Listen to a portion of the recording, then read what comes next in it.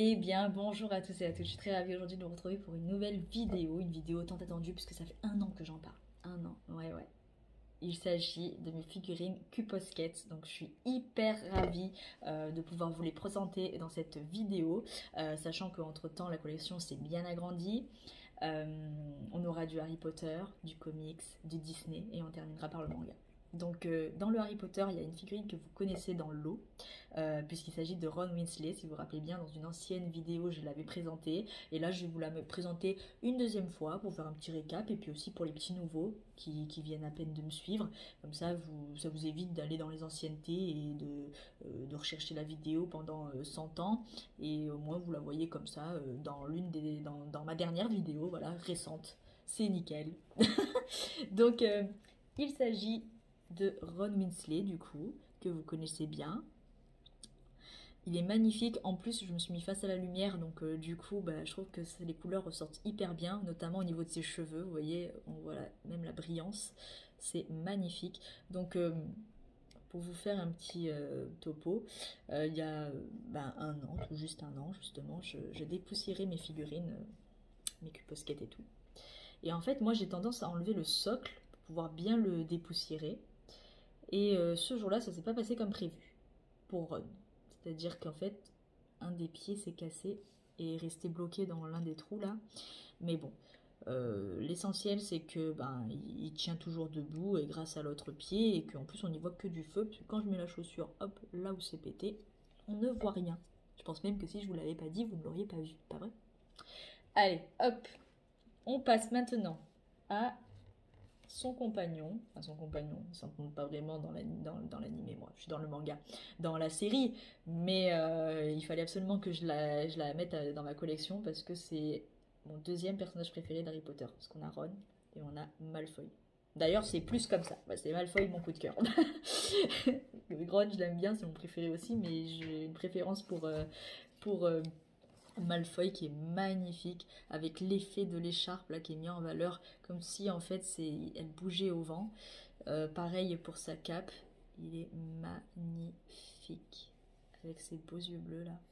Les yeux des Q-Posket, c'est vraiment quelque chose, hein. C'est incroyable. Elle est sublime cette figurine. Hop, dans l'univers comics, on a Harley Quinn. Elle est sublime, magnifique. Je me répète, mais elles sont tellement belles, les Q-Posket, tellement bien réalisées. Elle a son tatouage là au bras. Ces petites couettes là colorées, j'adore. Ces couleurs aussi qui rappellent années 80-90, franchement j'aime trop. Ça manque un peu les couleurs en plus à notre époque, hein, c'est vrai. Il y a beaucoup de noir, de blanc, de gris. Enfin, franchement ça manque un peu de gaieté. Mais bon, on va pas juger, hein, c'est l'époque d'aujourd'hui, donc voilà, hein, on peut pas refaire le monde, hein. C'est comme ça, hein, il faut évoluer. Et la mode évolue toujours, donc. Et puis en plus, c'est vrai que des fois, des choses des années 80-90, la mode d'avant, en fait, des fois, elle revient, hein, dans nos années de maintenant, hein. Donc ça, c'est plutôt cool.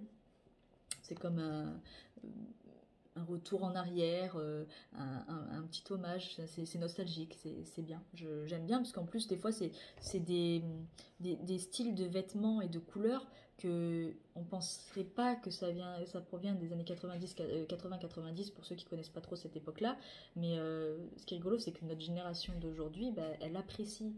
Et ça fait renaître, en fait, j'aime bien le concept quoi. Dans ma tête c'est un peu voilà. Je sais pas si vous m'avez comprise, mais moi je me suis comprise. Mais voilà quoi, c'était juste pour faire une petite parenthèse sur les couleurs et le style d'avant quoi. Qui me manque personnellement. D'ailleurs je suis un peu assortie à Harley Quinn, hein, je suis jeune. Voilà. Ensuite on a le thème Disney. Donc on a la fameuse méchante reine de Blanche-Neige. Alors je vais décaler Harley Quinn. Hop. La méchante reine de Blanche-Neige qui est magnifique avec sa couronne, sa cape. Hop, les détails sont magnifiques, vraiment sublime. Son maquillage, l'expression aussi qu'elle dégage avec ses sourcils. J'aime trop. Magnifique. Et bien sûr, qui dirait une méchante reine de Blanche-Neige dit Blanche-Neige, forcément. Et Blanche-Neige, franchement, elle est magnifique. Ses yeux, ils ressortent tellement bien à la lumière, genre ça fait un marron orangé. J'aime beaucoup. Les cheveux aussi, franchement, l'effet des boucles, super bien réalisé. Son petit bandeau rouge, sa petite cape, sa belle robe, trop trop belle, ses petites chaussures.